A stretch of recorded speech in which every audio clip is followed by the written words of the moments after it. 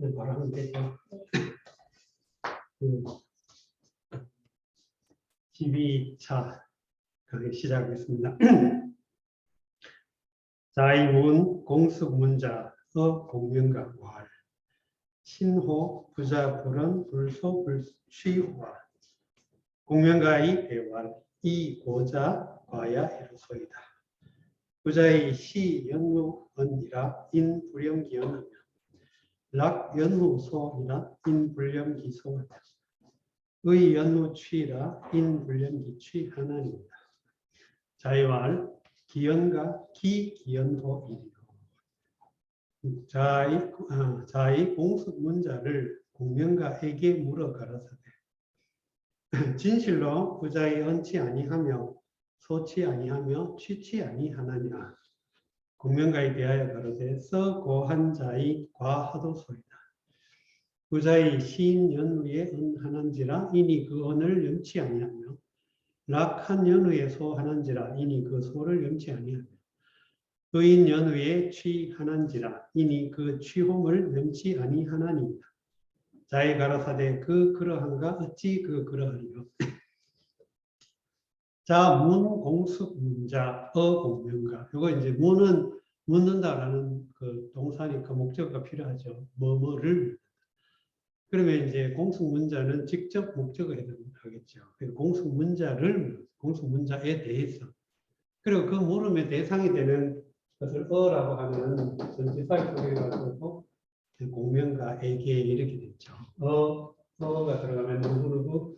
그래서 동작이 일어나는 어떤 기점이거나 또는 동작이 귀결되는 기결점이거나 다 이거를 쓸 수 있어요. 그러니까 너는 맹자 때까지는 조금 더 맹자는 좀 더 발전하긴 하는데 너나 뭐 그 이전에 어떤 텍스트에서 주로 그 어떤 영어의 전치사 같은 그런 유사한 역할을 하는 게 대체로 어가 대부분 그 역할을 합니다. 그래서 이 어는 뭐뭐보다라는 뜻으로 쓰이기도 하고 뭐뭐로부터라는 뜻으로 쓰이기도 하고 누구누구에게 뭐 어디에 이런 굉장히 다양한 그런 그 맥락에서 이 어가 쓰입니다. 동사와 명사를 연결해 주는 역할을 하죠. 여기서도 공명가에게 공숙문자를 물었다. 그러니까 실제 물음의 대상은 공숙문자고 물음의 내용은 공숙문자고 그 물음이 지향하는 방향이 공명가이지요. 그래서 신호 부자 불은 불소 불취호 신호 이렇게 두 번이나 이 호라고 하는 거기사를 이용했죠. 그러니까 신호 그러면 정말이냐 참이냐 참으로 그러하냐라는 이 호가 말하자면 그런 역할을 한다고 볼 수 있겠습니다. 그러니까 거기사 역할을 그러면 이게 믿을 신자니까 믿다라는 그 동사에서 발전해 가지고 믿음이라고 하는 추상 명사가 되고 이게 또 부사가 되면 믿음직하게 이런 뜻이니까 우리 식으로 말한다면 뭐 진실로 참으로 뭐 이런 부사 형태이죠. 참이냐 정말이냐 믿을 만하냐 이런. 그래서 이 호가 여기는 감탄형 뭐 의문형 이런 뉘앙스를 주는 부사죠. 참이냐. 그 다음에 여기 물으면 하느냐라고 하는 강한 그런 강한 의문 어기가 되겠죠. 자, 그 다음에 그러면 참말이냐 이렇게 정말이냐 이렇게 먼저 앞에 그 감정을 나타내는 부사형 또는 뭐 감탄형 문장 하나를 간문으로 제시하고 뭐 이렇게 실제로 실내용은 뭐뭐 하는 것이 참말이냐라는 의미죠. 근데 우리가 보통 수사적으로도 참말이냐 뭐뭐 하는 것이 이렇게 우리식으로 말할 수 있듯이. 자, 여기서 부자 이렇게 말해서 이 부자라고 하는 말은 논어에서 대체로 부자는 3인칭을 지칭할 때 많이 쓰입니다. 3인칭 존칭으로 3인칭을 지칭할 때 부자 이렇게 썼다는 것이죠. 그래서 뭐 공자의 제자들이 말하면 당연히 부자는 공자겠지만 일반적으로 조금 존중할 만한 사람을 3인칭으로 부를 때 부자 이렇게 본다는 것이죠. 근데 이제 맹자 때 내려오면 2인칭으로 쓰입니다. 2인칭. 부자. 불은 불소불취, 말하지 않고 묻지 않고 취하지 않느냐. 그래서 냐 이렇게 물은 것이죠. 질문을 한 것이죠. 이 말은 공성문자에 관한 소문이 공자에게 어떻게 전해졌냐면 말도 안 하고 묻지도 않고 취하지도 않는다. 가지려고 하지도 않는다. 이런 소문이 들렸다는 겁니다. 근데 그 말의 맥락은 왜 이 말을 굳이 공명가에게 했냐 하면 이게 사실상 그 당시 사람의 어떤 그런 바람직한 인간의 어떤 행태, 그런 의미로 이해했다는 것이겠죠. 좀 긍정적으로. 그러니까 좋은 의미로. 말하지 않는다, 묻지 않는다, 취하지 않는다. 이것은 좋은 덕목으로 얘기했다고 볼 수 있습니다. 맥락상으로 이해할 때. 그랬더니 공명가가 대답해서 말하기를. 이 고자 과야 이렇습니다. 이 고자 고자 과야는 고한 자가 지나치다 이 말이죠. 그러니까 그런 소문을 전해준 자가 그렇게 알려준 자가 고라고 하는 것은 알리다. 알린 자가 지나쳤다 이 말은 진실에 과장되었다. 과장되었다 그 말이죠. 그러면 여기는 그 내용을 가져오는 걸로 볼 수 있다는 거예요. 그 이와 같은 내용을 알린 자가. 그리고 올린다라는 말은 무엇을 알린다라고 하는 것이기 때문에 이 이와 지 같은 것이 생략된 이를 써가지고 그런 내용으로서 전해준 자가, 이렇게 말해준 자가, 이런 의미가 되겠습니다. 그래서 그렇게 말해준 자가 지나쳤습니다. 과장되었습니다. 과라는 말은 지날 것처럼 여기서는 좀 과장되었다 이런 의미로 이해할 수 있겠죠. 그러니까 중간이 이게 진실이라고 하면 과 또는 불급 이게 다 중도에서 벗어나는 거기 때문에 바람직한 게 아니겠죠. 여기서 부자 역시 공명가가 말하는 부자 또한 공성문자를 가리키겠죠. 부자는 시, 연구, 언. 시, 때다, 때인데 연구, 언 이렇게 되죠. 언은 말하다라는 뜻이에요. 연구는 그런 리. 그러면 시라고 하는 건 일종의 부사처럼 들리죠. 때가 된 후에, 때에 맞은 후에, 때인 후에. 그런 의미니까 이 때라고 하는 건 명사라기보다도 어떤 그 상황성을 나타내는 부사구 같은 것입니다. 때가 된 후에 말한다. 인불ем기연. 그러면 요 시, 연우, 언의 주어는 공성문자죠. 그 다음에 인불ем기우, 이 불ем기언, 요거에 있는 일반 사람을 가리키죠. 그러니까 때가 된 후에 때에 맞을 때 맞는 경우에 말한다. 그게 공성문자예요. 그 다음 인불ем기언. 남들이 그의 말을 염증을 내지 않는다. 이 염이라고 하는 건 이거 오라고 우리가 만약에 이 오라고 했다면 공자가 오나 또는 질 이런 용어로 그 말을 했다면 이것은 싫어하는 거예요. 미워하고 싫어하는 거. 그러니까 증오하거나 싫어하거나 미워하는 거. 근데 이 염은 어떤 상황에 대해서 좀 너무 많이 겪어가지고 실증난 거 있죠. 그런 의미의 염이라는. 우리가 그래서 염증 난다 이 말도 하죠. 인불ем기연 그러면 사람이 그 말을 실증내지 않는다는 거죠. 때에 맞게 하기 때문에. 때에 맞아서 꼭 말을 해야 될 때에 말하기 때문에 그 사람이 무슨 말을 하더라도 언제 어느 때나 공성문자가 하는 말은 실증이 나지 않는다. 꼭 필요할 때 꼭 필요한 만큼 하기 때문에. 이게 굉장히 좋은 덕목 같아요. 읽을수록 논어의 이 구절을 읽을수록 야, 이 현대사에서도 참 인간관계에서 정말 필요한 그런 덕목 같다는 생각이 가끔 듭니다. 락연구소. 이것도 즐거운 상황. 그런 뒤에 웃기 때문에 사람들이 그의 웃음을 염증내지 실증내지. 아무 때나 낄낄거리지 않는 거죠. 의 연우취. 이것도 정의로운, 옳은, 상황에 맞는 합당한 뭐 이런 의로운 뒤에야 취하기 때문에 사람이 그걸 취하는 것을 실증내죠. 그가 뭘 취하더라도 그건 그 사람이 취할 이유가 있고 까닭이 있고 또 정당하게 취하기 때문에 취하는 것에 대해서 토를 달지 않는다, 실증내지 않는다 이 말이죠.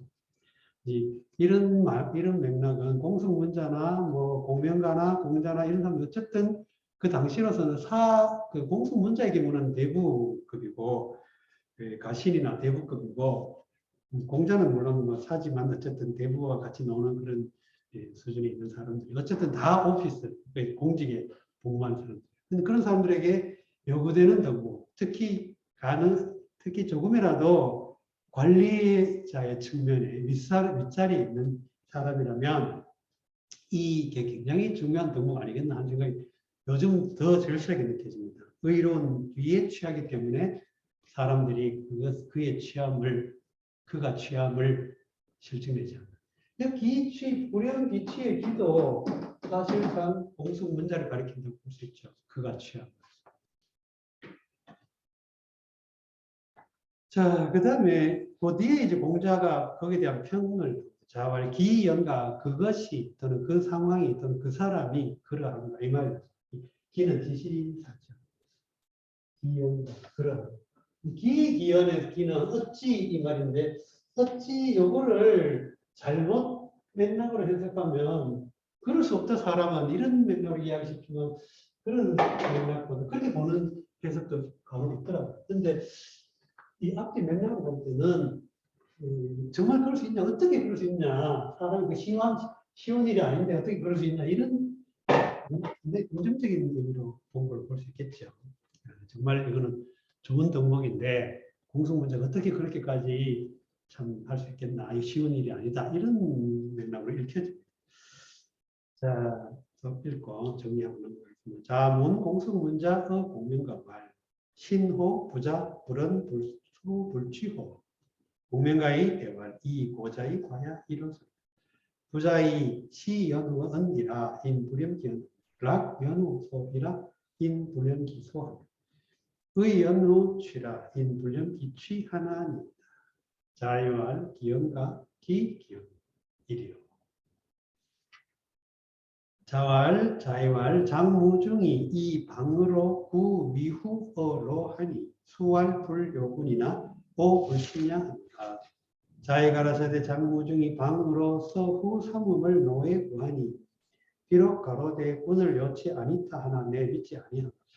이것은 어쨌든 이제 당시 공자 그 전에 공자가 어떤 살아갔던 그 시기에 전후에서 일어났던 노나라 내부의 정치 상황과 관련된 한 에피소드인데 이러한 에피소드가 지금 상황에서 전혀 뭐 맥락 의미가 없을지 모르지만 우리가 공자 당시의 사회 상황이나 어떤 그 사회 체제를 이해하는 데 굉장히 중요한 힌트를 주고 있습니다. 그러니까 그런 것이 이제 우리가 논어를 이해할 때 그 당시 사람들의 세계관이나 의식이라든가 사회 구조, 사회 체제, 가치 이런 것들을 좀 두루두루 이렇게 섭렵을 해야 그 논어의 어떤 그 문장의 맥락을 조금 더 입체적으로 이해할 수 있죠. 그거는 현대에 우리가 현대의 어떤 그런 과학 말하면 학문 방법론이 굉장히 발달했기 때문에 그 당시 상황을 굉장히 많이 접근할 수 있습니다. 적응하게. 그러니까 그런 맥락에서 볼 때 이것도 그 당시의 어떤 사회 체제를 이해하는 데 좀 힌트를 주는 그런 내용 같아요. 이 장무중이라는 사람은 이 방을 써서 이 말인데 이 방이라고 하는 땅이 장무중의 소유의 영지였던 것 같아요. 그랬는데 장무중이 당시 노나라 상황 속에서 정치적으로 무슨 문제를 일으켜가지고 주라고 하는 나라 망명을 했어요. 주라고 하는 나라가 망명을 하고는 이제 자기가 이제 그 가지고 있던 방의 어떤 소유권을 두고 다른 주라고 하는 나라를 갔죠. 근데 그러면 방이 자기가 대대로 또는 자기 집안이 또는 자기가 소유했던 이 방 땅에 소유권이 오랫동안 주인이 없으면 상실되잖아요. 그리고 노나라에서도 그 장무중도 도망갔으니까 이 방땅에 다른 사람 임명하겠다, 다른 사람이 줘버리겠다 하면 장무중은 이 소유권이 없어지죠. 그래서 이제 어떤 장무중은 어떤 꾀를 했냐면 주나라로 갔다가 다시 방땅으로 가가지고 뭐라고 했냐면 내 후손, 내 후사를 이 방땅에 임명해 주시오. 그러면 나는 이 방땅에 그 권리를 포기하고 다른 데로 가겠어. 이렇게 딜을 했죠. 요즘은 거래를. 근데 이 맥락 자체가 사실 이 장무중 자신은 노예 그 어떤 정치 상황 속에서 밀려서 간 거기 때문에 소유권을 사실상 포기한 거나 마찬가지인데 자기는 이제 그걸 포기할 수 없다 해가지고 자기 후손을 방땅에다가 임명해 주시오 하고 요구를 했다는 거예요. 그 맥락입니다. 그래서 방을 가지고 이 방이니까 방 땅을 써서 그런 말이죠. 구는 구하다. 위가 위후 후를 둠을 후를 삼음을 요구했다 이 말입니다. 그러면 후를 삼다 위가 부모를 삼다고 후가 후사를 삼다 이 말이죠. 그 후손을 삼다. 다시 말해서 방땅에 자기 후계자를 계속 방땅에 그 소유를 갖게 해달라 이렇게 요구를 했다는 거예요. 이 후는 여기서 그래서 명사죠. 그래서 뒤를 이 말이네. 이 뒤라고 하는 말은 그냥 그 뭐 아무 두루뭉술하게 뒤라기보다도 후사, 후계 이런 의미가 되겠습니다. 이걸 요구했다. 어로 역시 이게 정신사 역할을 한다 그랬죠. 노나라에 이렇게 요구를 했다 그 말이죠. 여기 일단 이제 그 당시 일어났던 사회 상황입니다. 그런데 요거를 자기는 말하자면 장모중의 입장에서 말하자면 나는 방땅을 소유하지 않는다. 나는 어차피 노나라에서 밀려났기 때문에 나는 방땅 포기하고 간다. 라고 하는 그 일종의 약간 명분을 내세우면서 그 나는 노나라 군주에게 요구한 건 아니다. 이런 주장을 했다는 거죠. 위협을 한 거 아니다. 협박한 거 아니다. 그런데 그래서 공자가 평을 그렇게 한 거예요. 수활 불요군이나 오불신양. 비록 그 자신은 또는 남들은 모양들을 봐서 이 장무중이 노나라 군주에게 요구한 거, 위협한 거, 협박한 거 이런 것이 아니라고 하는. 그래서 요를 여기서는 그냥 요구하다 이렇게 좀 말하자면 가치 중립적으로 요구하다 이런 뜻으로 해석을 하지 않고 으르다, 으르다라는 말이죠. 흘러댄다.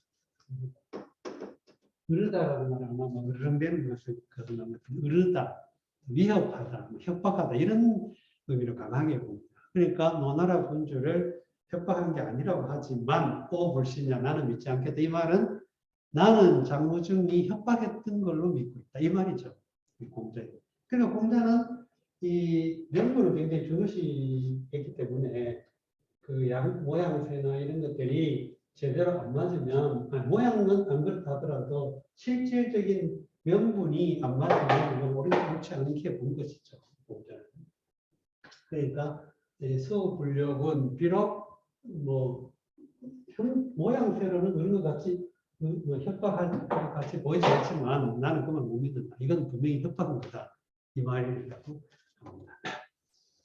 자, 그 당시에 어떤 그 옛날에는 어떤 영지를 소유하게 되면 그 영지의 소유자 영주가 죽게 되면 그 후사를 그 후기한테 연결해주는 이제 그런 문화가 있죠. 그러니까 중용이라든가 얘기, 대학 이런 데 보면 또 그 주작이 그리고 조선 후기까지 이어진 유학적 세계관 속에서 계절세라는 말이 있죠.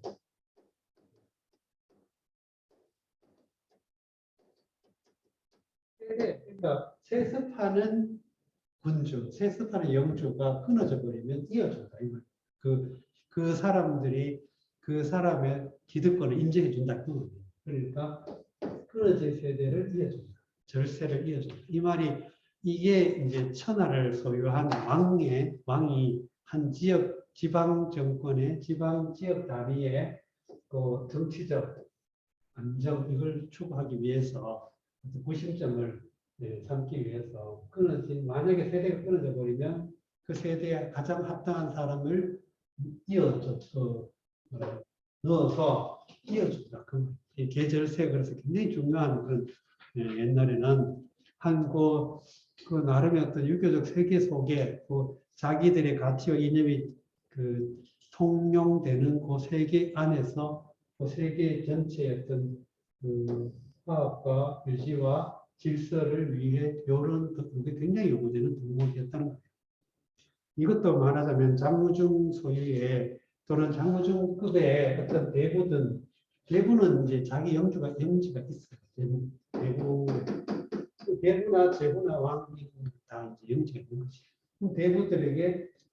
대부가 자기 영지를 가지고 있을 때 그 대부가 어떤 여러 가지 정치적 상황 속에서 그 자기 소유권의 위기가 올 때 거기 합당한 사람을 통해서 소유권을 계속 이어준다. 그런 뜻이에요. 그렇게 해야만 이걸 만약에 이게 무주공산이 돼버리면 서로 빼앗으려고 달려들게 되죠. 그러니까 질서 유지하기 위해서 이런 장치가 있었던 거예요. 그러한 예가 장무중 사건에서 우리가 엿볼 수 있는 것입니다. 자이왈 장무중이 이 방으로 그 위후어로 하니 수왈 불요군이나 보시면 다음 자이왈 진문공은 휴리 부정하고 제환공은 정리 불휼한다. 자이 가라사대 진문공은 휼하고 정치하냐고 제환공은 정하고 휼치 아니한다. 여기 진문공과 제환공은 이제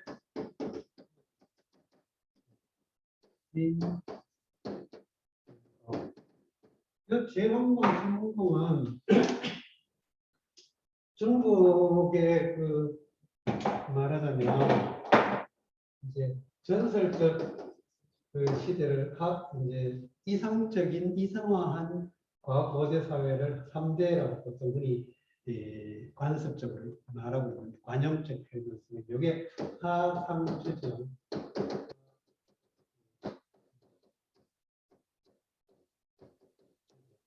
이 주가 이제 붕괴되면서 진이 통일되기 전까지 이 시기가 이제 주의 안정기를 서주라고 하고 주 시기라고 하고 주가 이제 그 견융이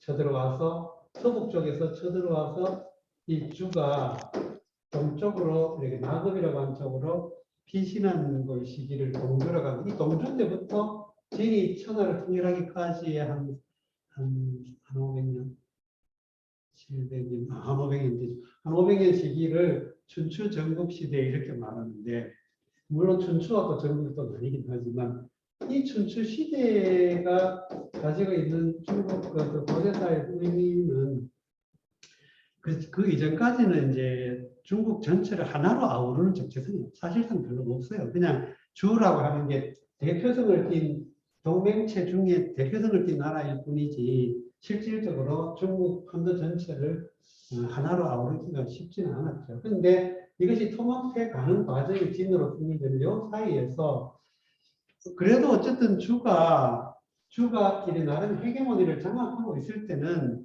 지역적 분쟁이라든가 뭐 중국 세계 내에서 분쟁이 일어날 때 이 헤게모니를 장악하고 있는 주가 조정을 해가지고 지역 분쟁을 해결을 했는데 주가 이제 동쪽으로 옮기는 과정 속에서 헤게모니를 상실해버리고 권력이 굉장히 약화하죠. 공격돼요. 그러니까 이제 이 주가 가졌던 헤게모니가 없어져 버린 약화되니까 다른 여러 지역들이 저마다 자기의 어떤 그런 영향력을 확대하고 그 영향을 통해 가지고 지역을 자꾸 아우르는 병탄하는 그런 상황이 생겨났어요. 그런 상황이 일어나면 뭐가 문제냐면 중국 내부의 혼란이 일어나면 외부의 유목민족들의 침입이 완전 노출되기 때문에 중국 세계가 굉장히 위태로워지죠. 그래서 중국에서는 어쨌든 세계 내에 지금 요즘식으로 말하자면 만리장성 내에 중국은 안정구조를 이루어야 된다는 거예요. 그런데 지역적으로 그러한 갈등들을 조정할 수 있는 그 유엔 같은 역할을 하는 주가 그 역할을 못하니까 지역 단위에 있는 뭐 예를 들어 동쪽이면 동쪽, 서쪽이면 서쪽 그 지역 단위의 몇 나라들끼리 연결되어 있는 몇 나라들끼리 잠정적으로 동맹을 맺어가지고 상호 불가침 조약을 맺고 이런 것들이 통해 가지고 지역적인 안전 구조를 잠시나마 이루게 되죠. 이 시기에 이러한 지역 동맹의 맹주를 패자라고 합니다. 패정, 또는 패자 이렇게 말하는데 이 패정을 이끌어낸 대표적인 게 제왕국. 그래서 이 시기에 그 춘추 시기에 이런 잠정적인 그 동맹 체제를 통해 나름의 어떤 그 안전 구조를 이루었던 그 시기를 오패 춘추 시대의 대표적인 그 패자를 그 다섯을 들어서 오패 이렇게 말하는데 그 오패에 대해서는 여러 그 역사를 보는 관점에 따라서 서너 가지 이상의 그 부분이 있습니다. 근데 그 중에 제왕공과 진문공은 꼭 들어가요. 여기 이제 초장왕도, 초나라 남쪽의 초에 어떤 초장왕도 꼭 대부분 들어가는데 대체로 세 사람은 여러 어떤 분류를 오패를 어떻게 분류하더라도 기본적으로 어느 정도 들어가는 편이에요.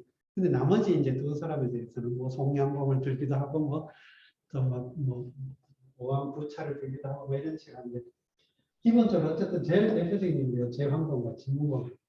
혹시 독서에 관심 있는 분들은 뭐 열국지라든가 뭐 춘추 열국지, 뭐 열국지 이런 것들 읽어보면 아주 그 상당히 많은 분량이 제왕공과 진문공 이야기 많이 들어요.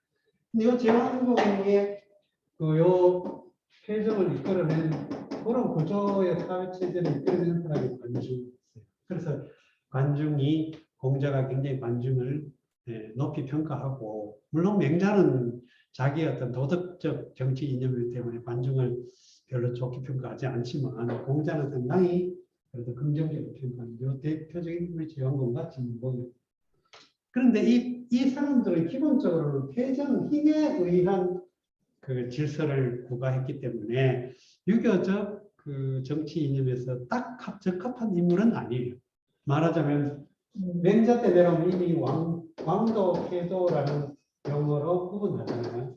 이 말은 패도는 힘에 의존한 국제 질서를 구가하는 것이고 왕도는 도덕적 정치 이념에 입각한 국제 질서를 추구하는데 이 왕도가 이상적인 아이디어로지, 이데올로기 또는 이데아 같은 이상적인 측면이죠. 그렇게 보면 맹자로서는 이 패전을 적극적으로 부정하거나 평가절하해야만 하는 그런 맥락 속에 있었습니다. 그러나 공자 때는 이러한 개념까지는 아직 발전하지 않고 패도 자체가 나름의 영향력을 가지고 있었다는 것은 공자의 어떤 그런 긍정적 평가가 담겨 있습니다. 그 뒤에 보면 그런 맥락이 나오는데 중요한 거는 유학자들, 맹자 이후 유학자들은 당연히 왕도를 추구하고 패도를 굉장히 별로 안 좋게 보게 돼요.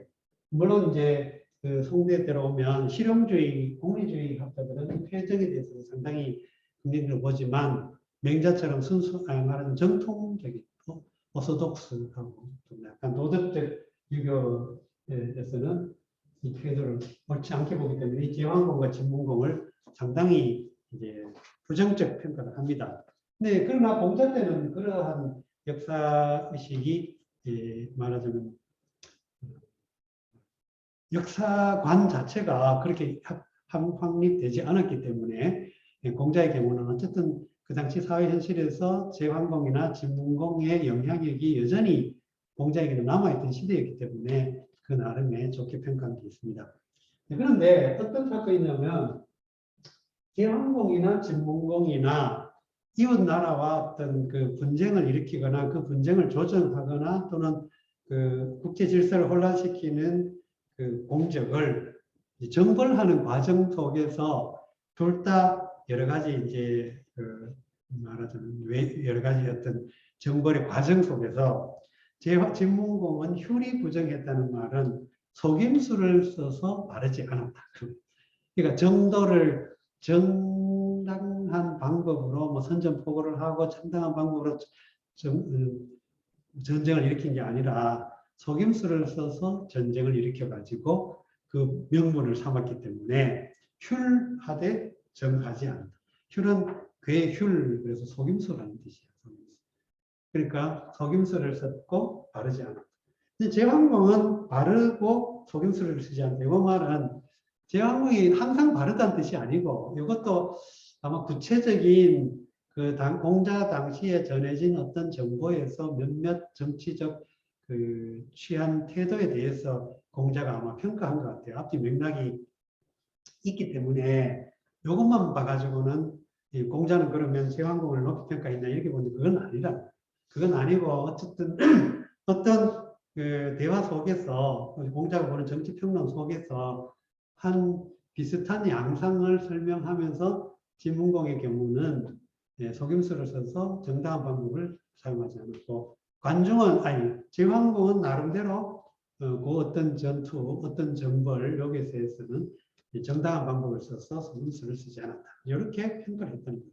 그럼 이게 공자가 진문공의 전체, 제왕공의 전체를 평가한 게 아니라 아주 어떤 구체적인 몇몇 사안을 가지고 평가한 거라고 이해해야 합니다. 안 그러면 마치 공자는 진문공은 부정적으로 보고 제왕공은 긍정적으로 보고 이렇게 볼 수 있지 그건 아니고 어떤 구체적이고 특정한 일부 사안에 대해서 공자가 평가할 때 그렇게 했다고 보는 것이 합당할 것 같습니다.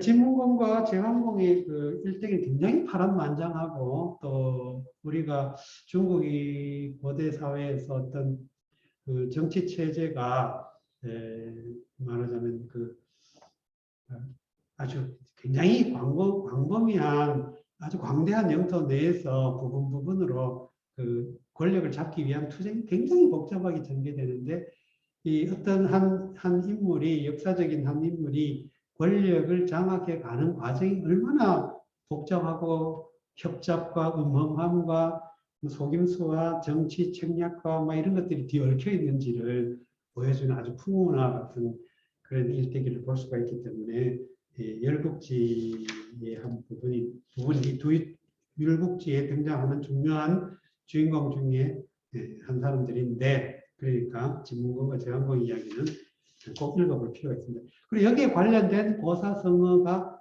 동아시아 고대사에서 많이 인용이 되고 있고 또 이 진문공이나 제왕공을 둘러싼 어떤 참모들의 어떤 그 행적, 그 사람들의 뭐랄까 활동 이런 것들이 고사성어의 많은 주인공이 되기도 하고 그렇습니다. 그래서 읽어보면 재밌습니다.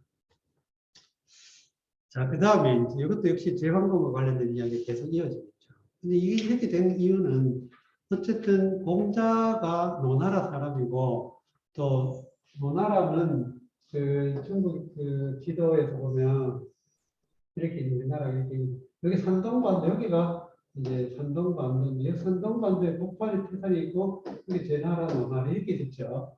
그러니까 제나라와 노나라는 같이 붙어 있어서 서로 굉장히 밀접한 교류가 있던 나라였고 또 혼인 체제로 굉장히 서로 이렇게 상호 결혼 동맹이 굉장히 결속이 많았던 지역이기 때문에 제나라의 영향력이 노나라에 고스란히 많이 전해졌죠. 그리고 이제 전국시대로 들어가면 춘추시대 이후 전국시대로 들어가면 노나라는 거의 제나라에 흡수되다시피 해가지고 제나라가 전국시대 7 대표적 나라 중에 하나가 되죠. 그런 맥락에서 볼 때도 노나라에서 살았던 공자에게 제나라의 역사 상황이라든가 제나라에서 일어났던 어떤 일들이라든가 이런 것들은 노나라에도 직간접적인 영향을 많이 미쳤다는 거예요. 자로이왈 환공이 살 공자 규하여날 서홀은 사지하고 관중은 불사하니 말 미인노인저 자왈 환공이 규합 제후호대 불이병거는 관중지격이야이니 여기인이리로. 자, 이게 자로이 가로되 환공이 공자 규를 살하야날 소홀은 사하고 관중은 사치 아니하니 가로되 인치 못한저 자의 가라사대 환공이 제후를 규합호대 병거로서 아니홈은 관중이 력이니 뉘 그인 같아리요 뉘 그인 같아리요. 이거는 이제 제나라 공자 조금 약간 이전 상황이었는데 그때 이제 제나라의 후기 구조 속에서 일어났던 정치 정변과 관련된 이야기입니다. 그러니까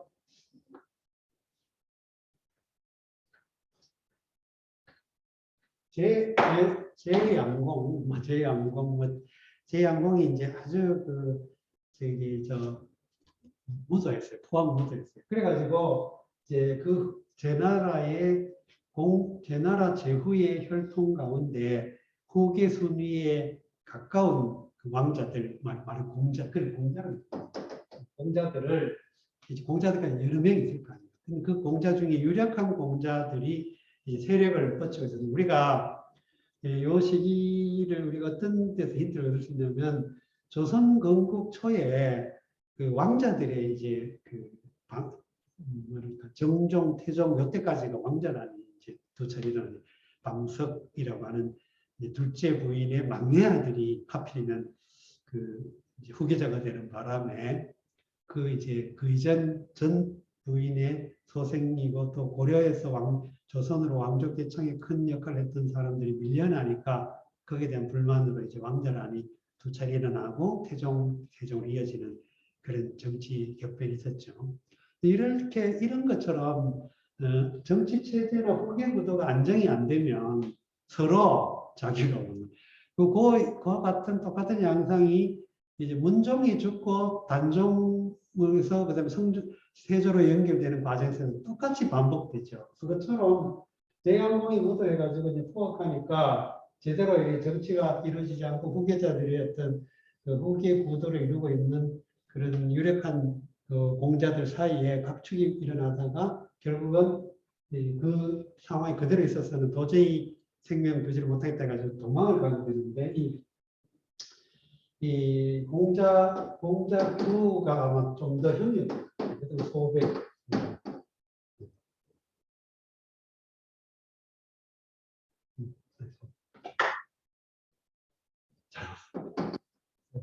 규하고 소백하고 이제 말하자면 아주 유력한 그런 공자였죠. 근데 이 규는 관중은 이 공자규를 모시고 있었고 포속이라고 하는 것을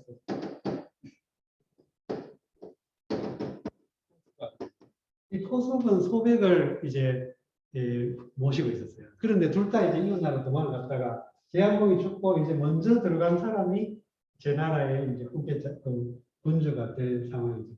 그래서 이 소백과 그 사이에 각축을 벌이다가 우여곡절 끝에 소백이 먼저 들어가서 이제 재관공이 됩니다.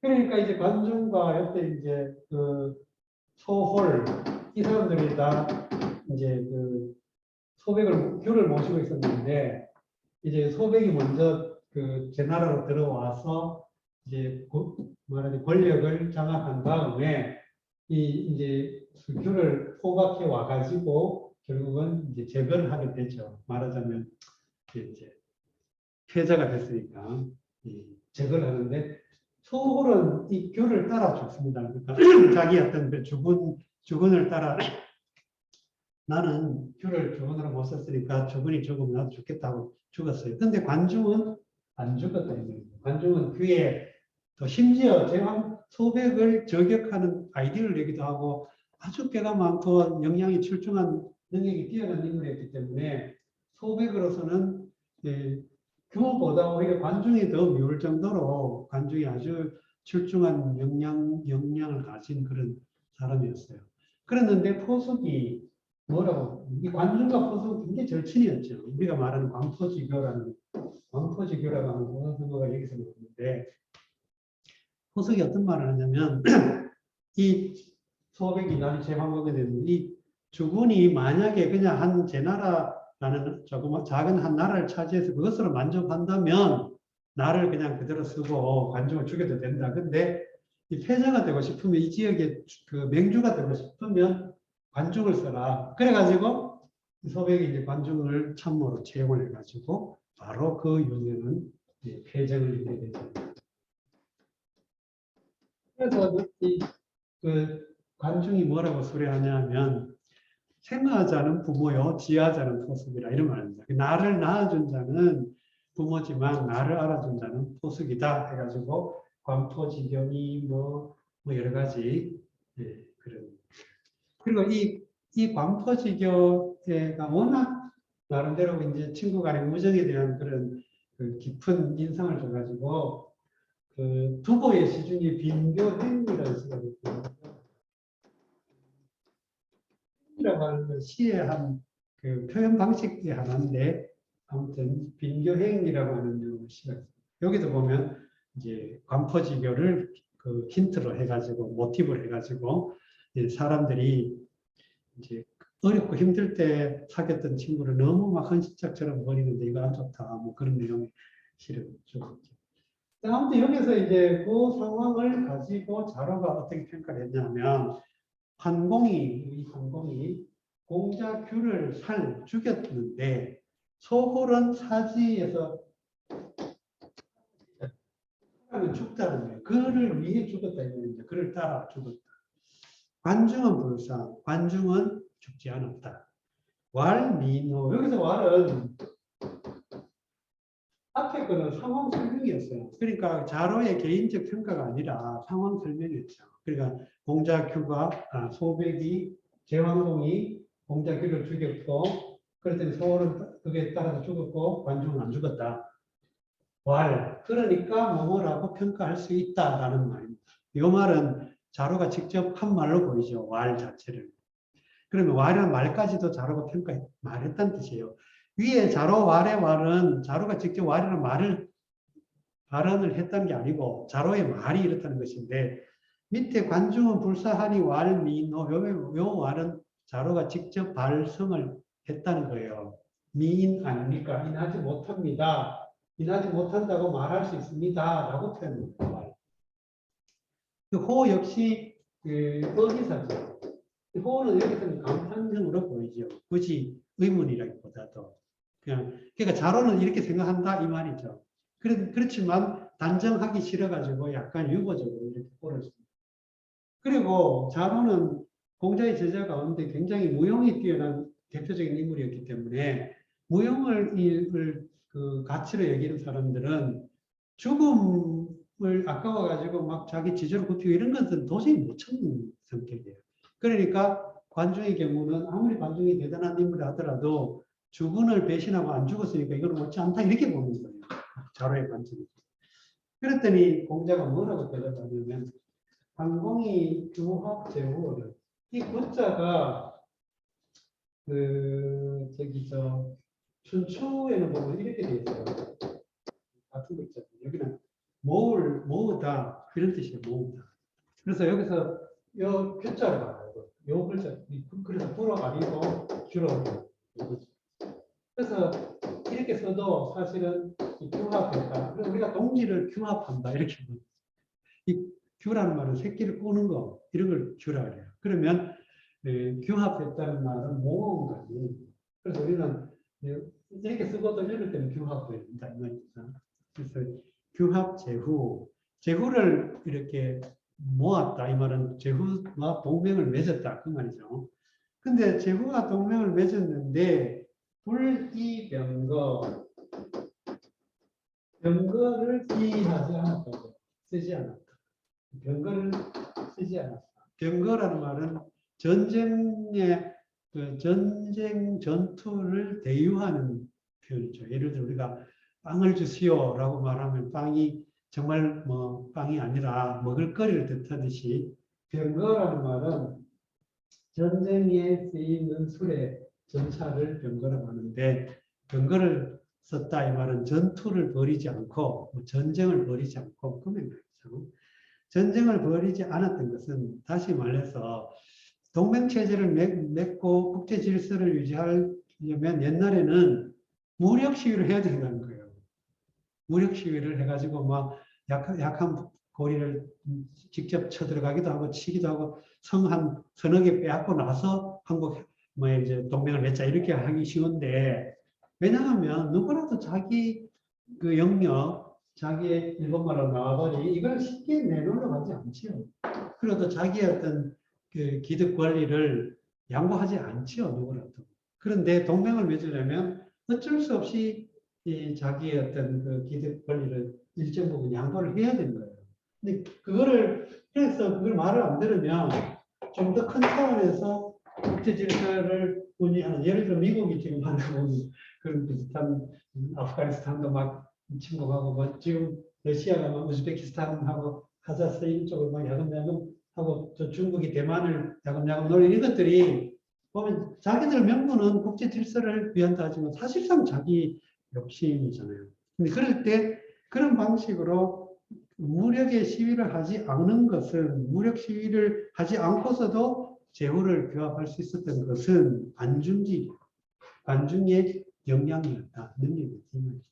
여기인에서 이 말은 두 번 반복했는데, 논에서 가끔 이렇게 똑같은 표현을 두 번 반복하는 게 굉장히 깊이 적극적으로 말하는 것이죠. 그럼 여기는 그 인과 같은 것 이 말이죠.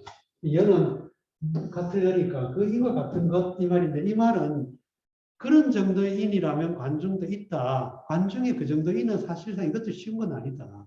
우리가 액면 그대로 그 관중이 뭐 이런 식으로 했으니까 작은 의리로 치면 이건 그 관중이 의리 없는 인간같이 보이지만, 더 큰 차원에서 관중이 그 중국 그 어떤 세계 질서를 유지하기 위해 나름의 영향을 했기 때문에 이런 것들은 작은 인으로 취급할 수는 없다.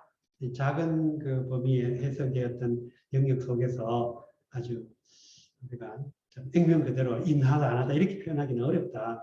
그와 같은 인이라면 나름대로 역사적 의미가 있는 거니까, 더 중요한 역할을 했으니까 그와 같은 인, 뭐 그와 같은 인, 그 인함 같은 것, 뭐 이런 의미예요. 그래서 이 정도의 인이라면 쉬운 것 아니다. 인의 어떤 이런 정도의 인은 관중의 경우는 이런 정도의 인은 이루었다 볼 수 있다. 이런 뉘앙스를 갖죠. 읽고 좀 쉬도록 하죠. 자로이왈 환공이 살 공자 규하여날 소홀은 사지하고 관중은 불사하니 말 미노이죠. 자의왈 항공이 규합 제후호대 불이 병건한 관중지 여기이니 여기인이리요. 이리오라 우리 언어에도 이리오 이렇게 반문의 어기를 담고 있죠.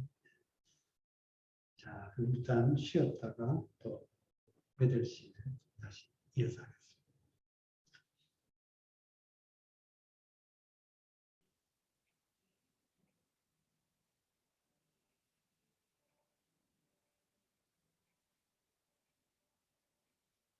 이어서 또 하겠습니다. 시작했죠. 자공이 왈 관중은 비인자여 인저 한공이 살공자규 이언을 불능사이요 우상지무며 자의왈 관중이 상한공 폐제후하야 일광천하니 민도우금기 수기사하나니 미관중이면 오기 피발좌임의런이라 기약 필부필부지 위량이아니라 자경어 구독이 막지지야 이리오. 자공이 가로되 관중은 인한자의 아닌저 항공이 공자규를 살하여날 능히 사치 못하고 또 상하거냐. 자에 가라샤되 관중이 황공을 상하야 제후에 패하야 천하를 일광하니 민이 이제 미르히 그 살을 수하나니 관중이 없으면 우리 그 발을 피하며 임을 좌하리라 하리려니라. 어찌 필부의 양함이라 스스로 구독에 경하여 사람이 아지 못함 같으리요. 자, 이것도 역시 관중과 관공과 관련된 상황 속에서 관중에 대한 평가인데, 어쨌든 관중은 공자보다 상당히 좀 앞선 한 세대, 정확하게는 모르겠습니다만 앞선 세대 사람이죠. 그런데 그래서 이제 황공의 어떤 행위에, 아니 관중의 행위에 대해서 공자 문화의 제자들이나 또는 당시에 좀 약간 그 정치를 단순한 어떤 현실적인 권력 투쟁의 관점에서 보지 않고 어떤 정치와 권력과 국제 정세에 대해서 나름의 어떤 가치를 추구하는 그런 입장에서는 관중의 행위에 대해서 상당히 비평의 여지가 있다고 봤던 것 같아요. 아까 자로도 그렇게 관중의 행위에 대해서 그렇게 부정적으로 봤고, 이번에 자공도 역시 그 관중의 어떤 행위에 대해서 의혹을 가졌죠. 이 관중은 비인자여, 관중은 비인자, 비는 부정이죠. 부정의 수로죠. 아니다, 뭐뭐이다, 아니다. 계산대 부정이 가잖아. 시는 뭐뭐이다, 비는 뭐뭐 아니다. 이거는 뭐뭐가 아니다. 현대에 오면 불시 BC라고 당대에는 BC. 그러면 여기는 B니까 아니다 이거죠. 그러면 너는 인한자가 아니다. 이거는 역시 어기사니까 여기서는 주로 의문의 어기사. 문장 마지막에 보면 대체로 의문의 어기사로 많이 쓰이죠. 이게 동사일 경우에는 주다, 관여하다, 인정하다, 더불어하다 이런 의미로 쓰이지만 문장 끝에 와서 어기사로 쓰이게 되면 어기사의 여는 일종의 의문 또는 반응, 의문 같은 의미로 많이 씁니다. 역할을 많이 합니다. 그래서 비인자여, 그러니까 인자가 아닙니다. 아닌 것 같아요. 이런 황공이, 그러니까 옛날 사람 말버릇이 특이하죠. 일단 그 중점적인 거나 또는 평가나 판단이나 주제 이런 것들 먼저 제시하고 거기에 대한 부연 설명을 뒤에 이렇게 하는 방식. 그러니까 옛날에 이렇게 말하죠. 관공이 관공이 공자교를 죽였다라는 이제 사건 설명이에요. 아주 단순한 사건 설명으로 단순 문장으로 표현했죠. 근데 불능사 오상지 불능사 또 오상지 여기에 이 재미있는 문장이 좀 복잡한 게 왜 복잡한지 황공이 누구누구를 죽였어요. 살했어요. 공자교를. 그럼 여기 황공살 공자교의 그 문장 전제가 된 문장은 황공이 주어죠. 황공이 주체죠. 근데 불능사의 주체는 관중이죠. 관중은 죽지 않았다. 죽지 못했다. 그 다음에 상은 돕다라는 이제 동사는 이제 그 접속어로서 또 이런 뜻이고 상은 여기 돕다라는 의미죠. 여기 역시 타동사죠. 그럼 여기 지가 말하는 목적이 지가 관중을 가리키는 것일 수 있어요. 그러니까 관중이 죽지 않고 도리어 황공을 도왔다. 그러니까 자기 원수일 수 있는데 자기 주군의 원수인데 죽지 못하고 도리어 그를 도왔다. 그러니까 인하지 않다. 인한 자가 아니다. 이렇게 자공이 평가를 했다. 이게 일반적 평가죠. 자로든 자공이든 관중을 보는 관점은 일반적으로 육아의 지식인의 관점을 볼 때는 이것은 정당하지 않다. 왜냐하면 꼭 육아가 아니라도 고대 사회에서 사회라는 소사이어티, 꼭 국가 규모가 아니더라도 한 단체나 어떤 공동체나 이것을 영위하기 위해서는 이 공동체 구성원들한테 굉장히 중요하게 얻은 대목이 충입니다. 로얄티를 바쳐야 됩니다.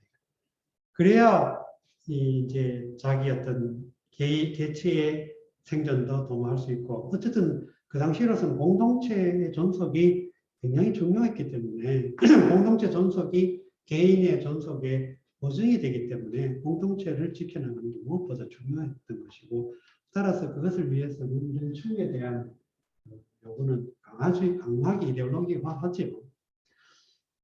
그러니까 자공의 경우, 관중의 경우는 그런 주군에 대한 충을 배신한 거기 때문에 사람으로서 할 노릇이 아니다. 이렇게 된 것입니다.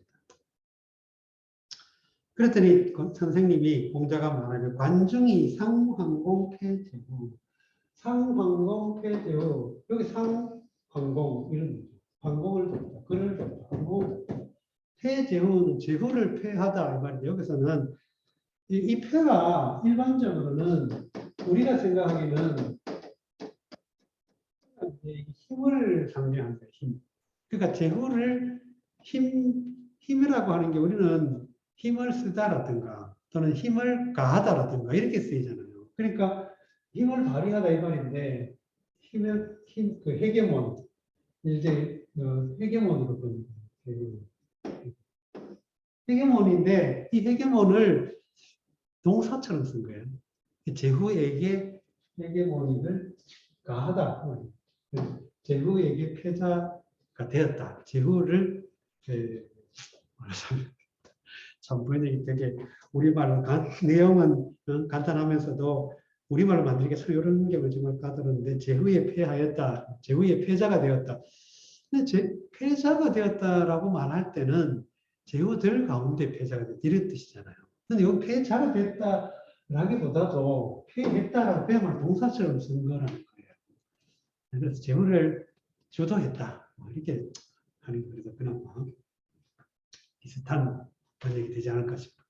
제후의 어떤 영어로 해경원을 제후들 사이에서 해경원을 장악한 거. 그래서 일광천하에서 이런 부서죠.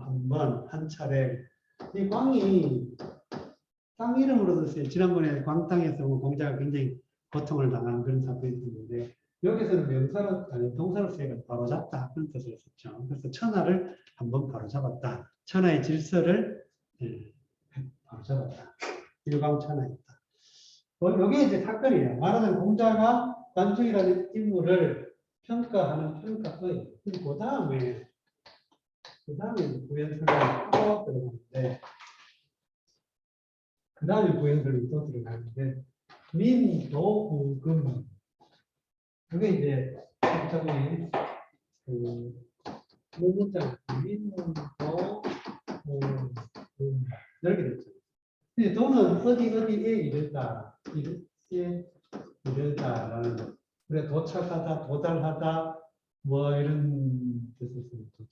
우가 서하고 거의 같은 이게 서경이라든가 시경에는 우로 쓰였어요. 우로 썼다가 이게 이제 어라는 글자가 새로 나타나가지고 여기 좀 더 논어나 명자에서 이렇게 쓰이다가 현대 백간체자로서 다시 이으로 또 쓰이게 됐어요. 그 글자가 어와 우는 사실상 거의 같은 역할을 한다고 볼 수 있어요. 발음도 중국어 발음은 똑같아요. 근데 우리 한자음 발음에는 이거는 우로 발음하고 이건 어로 발음하고 좀 차이가 있죠. 근데 그 시경이나 서경 같은 데는 거의 우로 쓰였다가 너는 맹자 시경 어로 했습니다. 이거는 같은 맥락을 볼 수 있습니다. 그럼 민도우금이 말하면 백성이 오늘날에 이거다. 수기사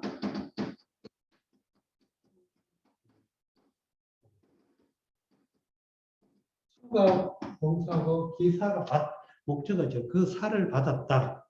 살은 여기는 이제 혜택 이런 의미예요. 살은 원래 주다 이런 뜻이니까 여기서는 혜택 이런 의미예요. 그러니까 그가 준 걸 받았다 이거니까. 사라고 하는 거는 뭐 내려주다, 뭐 주는 걸 하하하다 이런 뜻이죠. 우리가 그 서원 같은 경우도 사액소 임금이 편액을 내려준 걸 사액한다 그러죠. 그래서 사라고 이렇게 내려준 걸 사라고 하는데 여기서 이제 사라고 하는 건 어쨌든 간에 준 거니까 여기서 우리식으로 말하면 혜택 뭐 이런 뜻입니다. 혜택, 영양 혜택, 좋은 의미 영양 혜택. 백성이 후흥이 백성은 지금에 이르도록 이거는 이제 전치사구 같은 거예요. 동사구, 주어가 백성이고 받다가 동사고 그 혜택 이게 목적어죠. 백성이 지금에 이르도록 지금까지 그 혜택을 받고 있다. 이것도 한 문장이 독립된 문장입니다. 그 다음에 미관중 이 중이니까 이거 둘째로 볼 수 있어요. 형제서. 이건 미는 원래는 작다, 미세하다, 미소하다, 뭐 은미하다라는 데서 있는 현미경 이런 데서 있는 미미하다 뭐 그런 거 있었는데 여기서는 무, 비 이런 거 있어요. 여기서는 그런 관중이 아니었더라면 또는 관중이 없었더라면 그런 맥락입니다. 관중이 아니었더라면 또는 관중이 없었더라면 오, 기, 피발, 좌인의 오, 기, 피발, 좌인의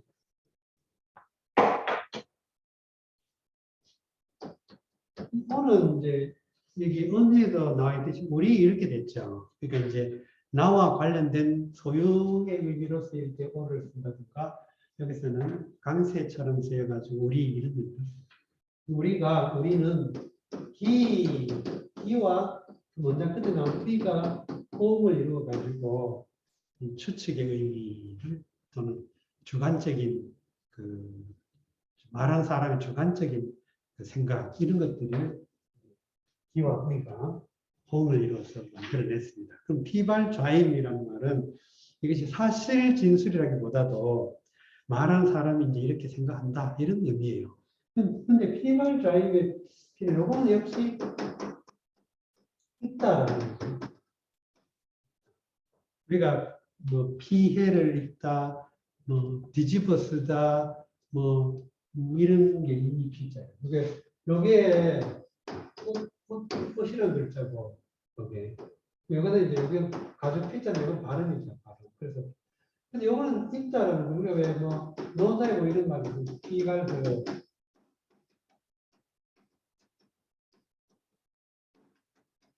겉옷을 입고서 옷을 입는다. 그러니까 행색이나 겉모습은 보잘것없어도 속에는 아주 고귀한 그런 의식이나 정신이나 고귀함을 품고 있으면 피갈 배옥이라는 말을 모자이라는 말이에요.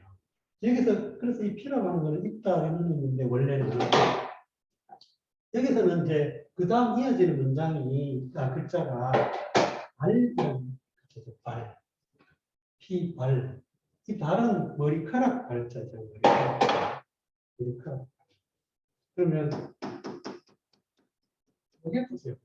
그 밑에 있는 여기 밑에 발음인데 피발 그러면 원래는 머리카락을 입다 하면 많이 이상하잖아요. 안 되죠. 그래서 이 피는 이런 피를 씁니다. 그 틀어뜨리다, 풀어 헤치다 그런 의미의 피예요. 우리가 왜 잔치를 한다는 때 피로연을 베푼다 이런 거 쓰죠. 피로연. 그 결혼식 같은 거 하고 나면 피로연을 베푼다 그러죠. 그때 아마 이렇게 쓰시죠. 누가를 찾아보세요. 피로연. 이 말 피는 어쨌든 이렇게 헤쳐 보인다, 헤쳐 넣는다 이런 뜻이에요. 그럼 피발이니까 머리카락을 헤친다 이거는. 그러니까 무슨 말이냐면 그 고대 중국 사회는 이렇게 이제 남자들이 이렇게 머리카락을 이렇게 묶어 이렇게 모아가지고 왜냐하면 옛날 사람들이 이제 머리카락도 부모의 전기를 이루어진 거기 때문에 머리카락을 훼손하는 건 바로 부모의 전기를 훼손한다 이런 이제 그 관념이 있잖아요. 그래서 이제 이렇게 사람이 머리를 이렇게 묶어가지고 이렇게 묶어놓고 이렇게 이제 주머니 같은 거 이렇게 뒤집었어요. 거기다 좀 더 폼을 잡으면 이렇게 방 같은 거 뒤집어요. 그러니까 그러면 피발했다는 말은 이 사람이 이렇게 해서 머리를 이렇게 늘어뜨렸다는 거예요. 그 유목민들처럼 막 이렇게. 그러니까 이 말은 원한캐다 이 말이. 좌임도 좌는 왼좌고 왼좌인데 이 글자 자체의 의미는 왼쪽으로라는 부사어로 쓰였어요. 그럼 임이란 말도 여기 임이 발음이 여기 발음이고 발음이 외국어로 옷이죠. 그러니까 옷과 관련된 의상과 관련된 그 글자예요. 그러면 발음이 됩니다. 여기서는 이제 소매 아니 옷깃입니다. 그럼 옷깃이 그 고대 중국에 이렇게 보통 중국의 남자들이 옷 입는 방식 보면 이렇게 가지고 이렇게 옷 내무새를 왼쪽이 안으로 들어가게 해가지고 이렇게 오른손으로 왼손으로 찢을 수 있도록 오른쪽이 안으로 들어가게 이제 이렇게 이제 옷깃을 여미는데 이 좌임했다는 말은 반대로 했다는 거예요. 그럼 그 말이 무슨 뜻이냐면 유목 민족들이 활속이 좋으라고 그 중국 본토의 사람들과 반대되는 식의 옷깃을 입었다 그래요. 옛날에. 그러니까 이제 만약에 이게 옷깃이 이렇게 돼 있으면 활손데 거창스럽잖아. 그래가지고 반대로 해요. 그러면 이 말은 피발 좌임했다는 말은 오랑캐가 되는 뜻이에요. 야만 유목민족에게 지배당했을 거다 이렇게 본다는 거예요. 그 말이 아까 우리가 처음에 패정이라고 하는 것이 춘추 시대의 패정이라고 하는 것이 갖는 역사적 의미와 맥락이 바로 이런 것에서 엿볼 수 있습니다. 다시 말해서 만리장성 안에가 그때는 뭐 만리장성 물론 없었지만 어쨌든 중국의 역사적 안에 그러니까 이제 이게 우리나라 있고 그래서 이게 이제 황하강 이렇게 해가지고 장강이 있고 그때 중국 여기가 중국이었어요. 중국 요 지역이 중국이에요. 그러면 이 지역은 이제 사막이 있고 그다음에 목초지가 초원이 있고 사막이 있고 이 뒤에 다 유목민족이에요. 그러면 이 유목민족 만약에 제왕공이 요 근처에서 요 정도 범위 내에서라도 요 지역, 중국 동북 쪽 지역에 한정되긴 했지만 어쨌든 요 제한된 공간이긴 하지만 요 지역 안에서라도 정치적 안정을 이루었기 때문에 이쪽 지역에서 오는 유목민족들이 중국에 영향을 끼치지 못했다. 말하자면 중국을 장악하지 못했다. 괴롭히지 못했다. 그런 뜻이에요. 정치적 안정을 이루니까 유목민족들이 못 들어왔다. 그래서 중국의 문화를 지켜낼 수 있었다. 이 말입니다. 근데 만약에 제왕공, 관중이 제왕공을 도와서 그러한 방식의 정치 동맹체를 맺지 못하고 저마다 각축만 벌였더라면 외부의 어떤 그런 그 중국의 이민족의 어떤 유목 계통의 이민족들이 쳐내려오면 속수무책이 되죠. 이런 대표적인 예가 바로 그 동진 때 이제 위진 남북조 시대라고 하는 남조에는 한족 정권, 북쪽에는 그 유목민족의 정권, 그 5호 16국이라는 시대를 이뤘던 그 시기가 대표적인 시기죠. 그러니까 중국은 어쨌든 동북쪽이든 서북쪽이든 동북쪽이든 서북쪽이든 유목 세력들이 밀려 내려오면 중국은 그냥 이렇게 축소되고 쭈그러드는 거죠. 중국의 역대 왕조들이 대체로 이 서쪽에서 동쪽으로 망명하거나 또는 북쪽에서 남쪽으로 망명한 예가 많죠.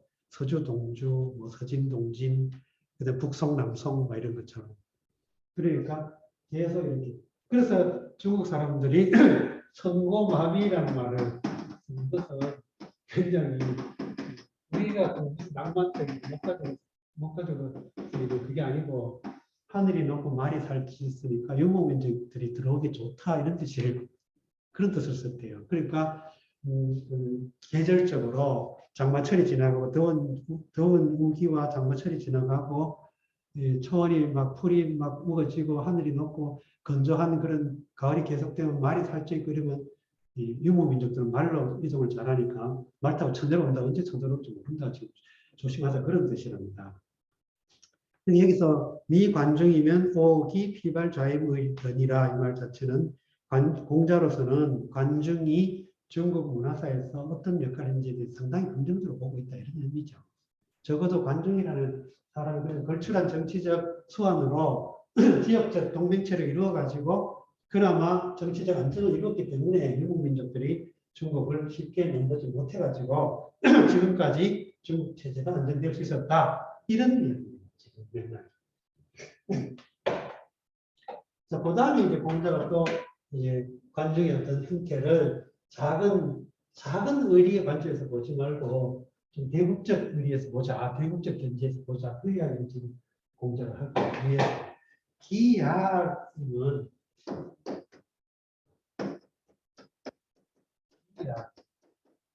그 다음에 기약과 혼된 게 야인데 이 문장 전체가 이렇게 어찌 뭐뭐 같으리요. 이 야는 그래서 우리가 보통 일반적으로 단정하는 거라 생각해가지고 뭐 마치 S면 P이다처럼 뭐 사실 진술이나 정의 내리듯이 아주 강하게 쓰는 그렇지 않아요. 대부분 그렇긴 하지만 야가 문장 끝에 나와도 주관적으로 확고한 의미를 나타낼 때 주관적인 자세를 좀 더 강하게 확고하게 말할 때 야를 쓸 수도 있습니다. 야라고 해서 무조건 뭐 사실 진술은 단정이라 해서 가도 근데 그만큼 공자는 이 말에 대해서 나름의 자기 어떤 신뢰, 신념, 하여튼 그런 것을 강하게 필요하고 또 이렇게 볼 수도 있는 것이죠. 그 안에 들어가는 기약과 야 사이에 들어가는 것을 우리가 이제 한번 분석해 보면 지, 이, 양,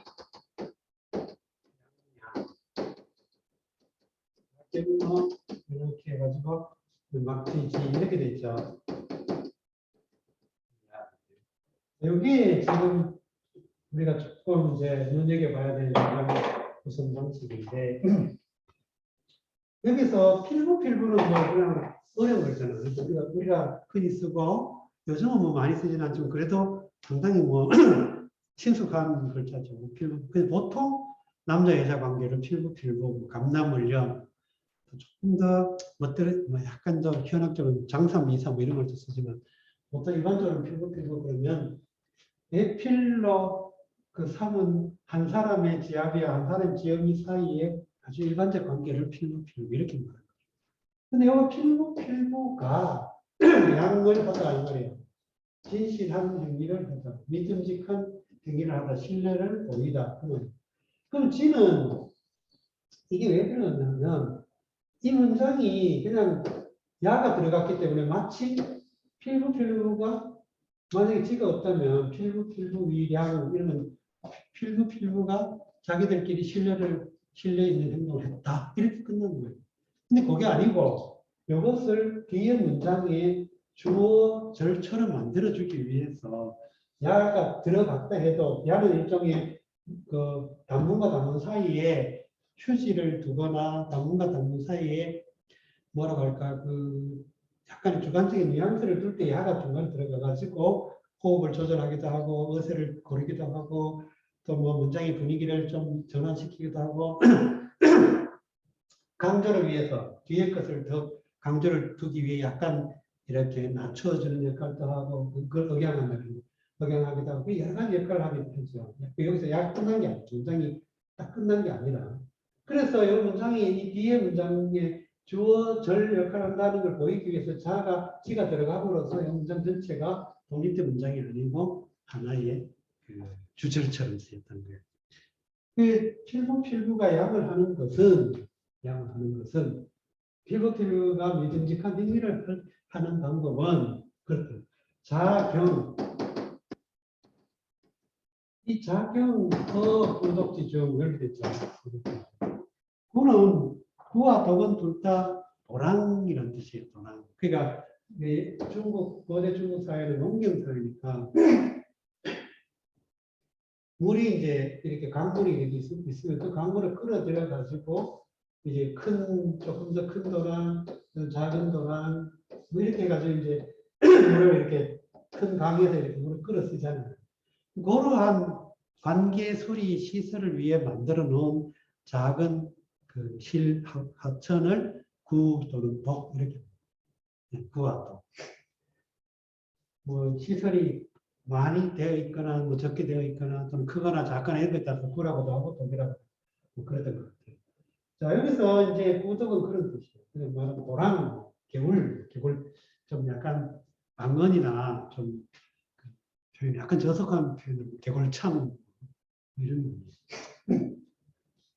그럼 어니까 그 가운데 그 개골참, 개울, 도랑 이런 그 가운데 자경의 자는 제기적 그 의미를 가지고 있어요. 스스로를 어떻게 하다 이런 말이에요. 자가. 경은 원래 요 글자 경은 말주를 의미하는 말주. 근데 여기서 경은 그 목매경이라 가지고 목매다 가지고 목매 대자 써가지고 목매의 목매의. 이 애가 의라 쓰는데, 요 경자는 그런 글자를 쓴 거예요. 원래 자체는 알줄이었어요. 여기는 아마 글자를 전도해서 전주 가차에 갔습니다. 전주에 갔습니다. 전주. 막 이럴 때도 있었고 저럴 때도 있었고 전주에 갔 경는 그래서 여기서는 스스로 목을 매다 이런 뜻이에요. 좀 복잡하죠. 이 글자를 가지고 어떻게 스스로 목을 매냐 하면 할 말이 없지. 근데 여기서는 어쨌든 스스로 목을 매다 이런 의미. 몸에 죽다. 스스로 목을 매가지고 도랑이 그냥 굴러 떨어져 죽다. 그런 뜻이에요. 그리고 그 다음에 중하야 막지지. 막은 아무도 없다 이런 뜻이죠. 아무도 몸한 사람이 없다. 지는 알다. 지는 그것을 이런 뜻이에요. 그것을 아무도 알지 못하는. 그러니까 도랑에 스스로 목을 매 죽었는데 자기 신의를 지키기 위해 도랑에 그냥 목매 죽었어. 자기 의리를 지키려고. 자기 짝에 대해서 의리를 지키려고 도랑에 빠져 죽었어. 목매 죽었어. 그런데 죽어도 아무도 아랑곳하지 않아. 뭐 의미가 없어. 죽은지 사는지도 모르고. 그런 것과 같겠는가? 기약 어찌 같겠는가? 그거하고는 같은 선상에서 둘 수 없다.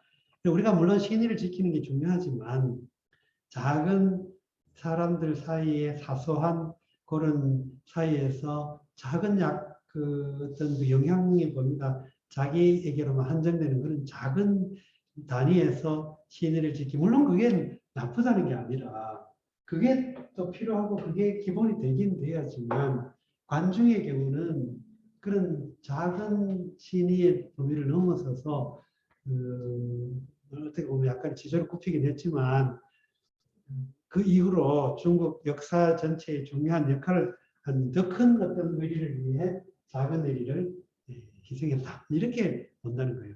근데 이런 예가 역사에 많습니다. 많은데 문제는 대부분의 사람이 배신을 할 때 이걸 스스로 이제 자기 합리화를 하기 위해서 관중의 예를 들 수가 있는 거죠. 근데 이 유사한 예로 그 당 초기에 그런 맥락입니다. 당이 이제 보조가 당을 세웠죠. 5대 상황을 종식시켜 당을 세워서 이연을 근데 이연의 아들들 중에 건성이라고 하는 태자가 있고 이세민 이세민이 굉장히 뛰어난 영웅이었어요. 실제로 당의 건국에 결정적 영향을 한 이세민이죠. 근데 이제 어쨌든 아버지하고 형이 있으니까 아버지는 당연히 이제 형한테도 물려주려고 했고. 그래가지고, 근데 이제 이세민이 보니까 형한테 물려줬다가는 겨우 정말 고생해가지고 세운 어떤 왕조를, 집안을 그냥 완전히 그냥 버리게 생겼어요.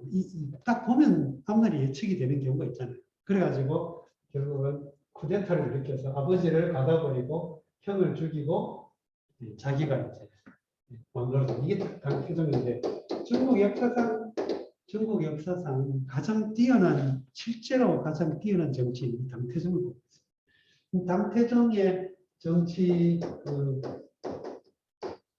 치세를 정관 시대라고 하는데 정관이라고 하는 당태종의 원후의 시대예요. 그래서 이 정관 시대에 일어난 정치적인 여러 가지 사건들을 설명하고 풀이를 해놓은 책을 정관 정리호라고 하는데 동양의 정치학 교과서 같은 거예요. 지금 이거 뭐 아주 너무나 유명한 책이라서 조선시대에 뭐 경연에서도 자주 이 책을 텍스트로 썼고 또 번역도 돼 있고 또 여러 가지 에피소드가 많이 나옵니다. 좋은 내용도 많고 정관정려도 그 동아시아의 교양인이라면 꼭 필독할 만한 책이죠. 아무튼 그 시대를 당태종 시대를 정관이라고 하고 이 정관 치세에 관련된 여러 가지 기록들 정관정려 이 정관의 당태종의 정치를 이끌어간 뛰어난 재상이 위징이라는 재상입니다. 이 위징은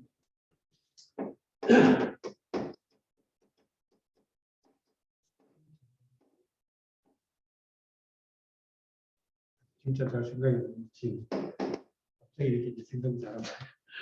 이 위징의 관련된 일을 하는 당태종이 이제 고구려 침공을 해가지고 그 수양제가 이제 2차, 3차에 걸쳐서 고구려 침공했다가 결국은 실패하고 나라가 이제 망하고 당이 약간의 혼란기를 거쳐서 당이 들어섰잖아요. 그러니까 당은 중국이 중화의 자존심으로 고구려에 짓던 것에 대한 자존심이었던 서력과 그다음에 자기 자신이 통일 전쟁 과정에서 보여준 자기 영향에 대한 자신감 이것 때문에 고구려쯤이야 하고 내가 나의 영웅적인 걸 보여주겠다 하고 고구려 침공했다. 결국은 또 실패하고 말죠.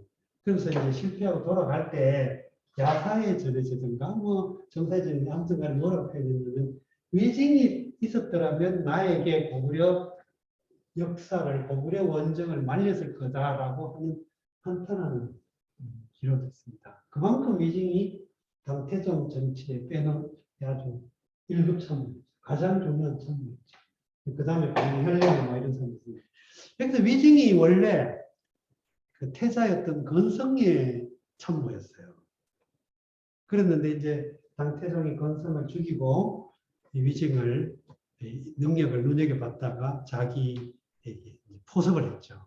그래서 위증으로서는 관중처럼 어떻게 보면 자기 주군을 배신한 경우지만 어쨌든 위증은 그 배신하고서 자기 주군을 배신하긴 했지만 그 뒤로 뛰어난 정치적 소환을 발휘했던 것이죠. 이런 경우는 정말 우리가 공이 과를 덮는 경우이긴 해요. 공이 과를 덮는 경우. 그런데 그렇지 않고 대부분이 보면 이걸 자기 합리화의 명분을 삼는 경우가 많죠. 이런 것 참 우리가 경계해야 할 그런 내용이 있습니다. 자, 문장을 전체적으로 읽어가지고 정리할게요. 자공이왈 관중은 비인자여 인저 황공이 살 공자교이언을 불능사이요 무상지원이요 자이왈 관중이 상hom공 폐제부하야 일광천하하니 민도우금이 수기사하나니 미관중이면 어기 피발좌이문변이라 기야 필부필부지 위량야이라 자경의 구독이 막지지야 이요. 자, 그 다음에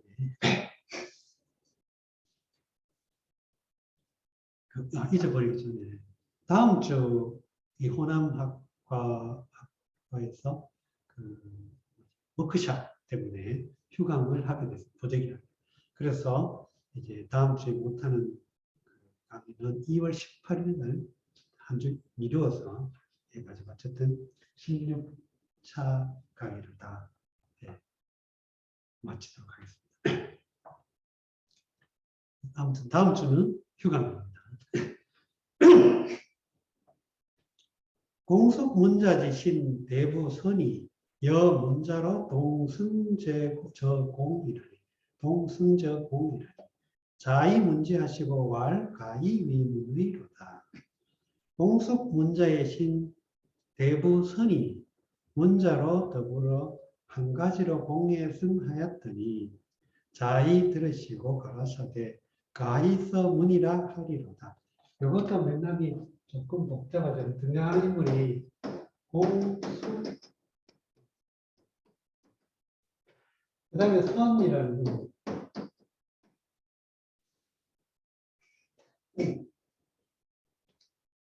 근데 이 선이 나중에 대부에 돼요.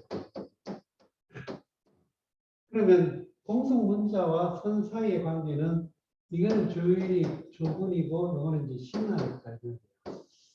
이 공승문자도 원래 대부급이죠. 그러면 노나라에 이 제후에 소속되어 있는 대부예요. 공승문자도 말하자면 그 노나라 혈통을 귀족의 혈통을 갖지만 어쨌든 간에 한 지역을 명지를 갖게 된 대부예요. 뭐 우리가 요즘도 영국 같이 그런 영국의 어떤 그런 그 왕실 관련된 그런 그 문화를 보면 찰스 황태자의 경우에 웰즈공 무슨 공 또 둘째 아들은 무슨 공, 뭐 공주는 무슨 공, 뭐 이런 식으로 붙여주잖아요. 그 땅의 영주다 이 말입니다. 그 땅이. 대표적으로는 영국의 왕이지만 한편으로는 구체적으로는 그 땅의 영주다 이 말이에요. 그 땅의 대표가 이제 왕입니다. 그 땅의 영주가 예를 들어 전라 광주의 제후가 공식적으로 광주가 자기 이제 직할 영지지만 이제 뭐 예를 들어 왕이 됐다 그러면 이제 한국이라는 나라의 왕이다. 근데 그 한국이라는 왕이 실제 직할 영지는 광주다. 또 실제 직할 영지를 경기 그러죠. 옛날에 왕기. 그러니까 어떤 이 노나라에 공성문자라는 대부와 여러 대부들이 있었다 이 말이에요. 그 땅을 하나씩 나눠주고. 그런데 이 공성문자의 가에, 이건 가죠. 이 가에 가신 이 선이라는 사람이 있었어요. 선이. 그러니까 공성문자는 자기의 신하죠. 선이. 자기의 어떤 가신이죠. 그런데 이 선이 굉장히 출중한 영향을 보이니까 공한테 추천을 해가지고 대부로 만들어졌다. 이거는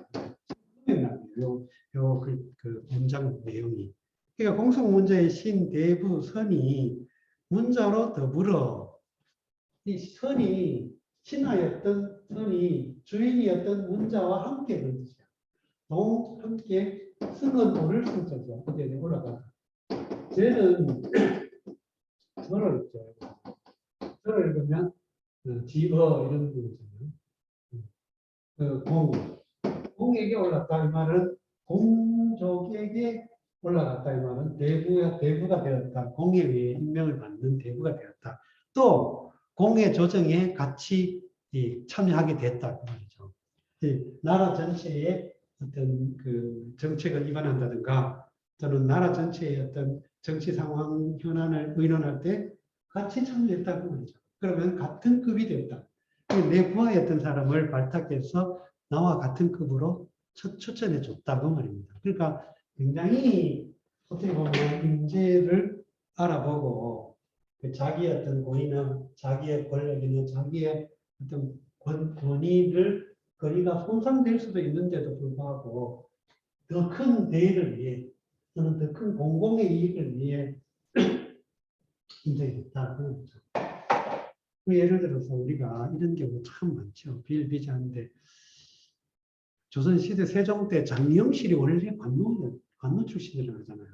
근데 그 사람을 재능을 알아봐가지고 인재를 첨가하게 해가지고 발탁해서 경리 없이. 허준도 원래는 굉장히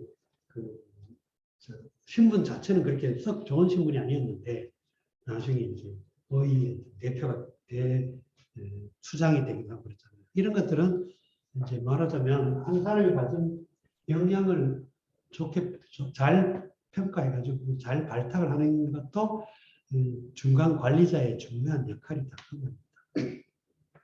이런 사건이 있었어요. 이런 상황. 그랬더니 자문지 말은 공자가 그 말을 들었다. 이런 상황을 알게 되었다. 그 말이죠. 그러고 말하기를 가이위문의로다. 이게 공자가 한 말이죠. 실제 이 문장 전체에서 이 장에서 공자가 직접 한 말은 가이위문 요 말이에요. 요 말만 공자가 한 말이죠. 자, 가이위문의로다. 이 가이는 뭐뭐를 어떻게 할 수 있다 그 말이에요. 수거처럼 쓰였죠. 그럼 위문은 문이라고 하다. 문으로 삼다. 문을 삼다. 문이라고 규정하다. 의는 이제 역시 거기서. 그럼 요 맥락인데 뭘 문이라고 하나 이 말은 공속 그 문이라고 하는 이게 시효인데 시효를 나중에 얻게 됐다 그 말이야. 그러면 한 사람이 요즘은 시효라는 그 문화는 없지만 어떤 사람이 가진 사회적인 역할을 뚜렷한 의미 있는 역할을 했을 때 훈장을 주죠. 훈장을 주는 게 말하자면 그 사람 공적에 대한 공적이나 공과에 대해서 평가를 해가지고 거기 합당한 예우를 해주는 걸 이제 이게 상훈 제도가 있죠. 그러니까 예를 들어 우리가 명분이 뭘 중요하냐 이렇게 하지만 생각해 보세요. 우리가 이 광주가 5.18을 옛날에는 막 군사 독재 정권 때는 사태라고 했잖아요. 근데 지금은 민주화 항쟁, 민주화 항쟁 이렇게 말하잖아요. 그거를 사태라고 하는 거하고 항쟁이라고 하는 건 역사에 대한 평가가 다른 거예요.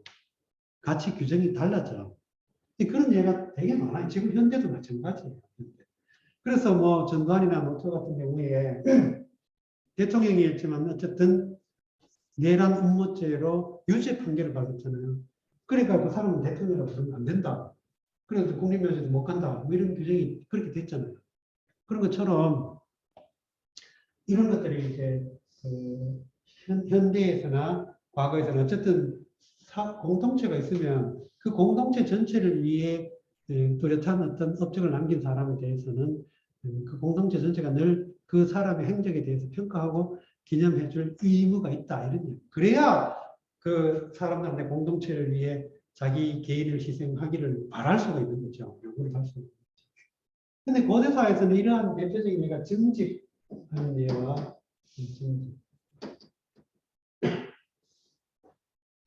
증직하는 예와 그 다음에 이제 증직하는 예와 그 다음에 시호를 주는 예.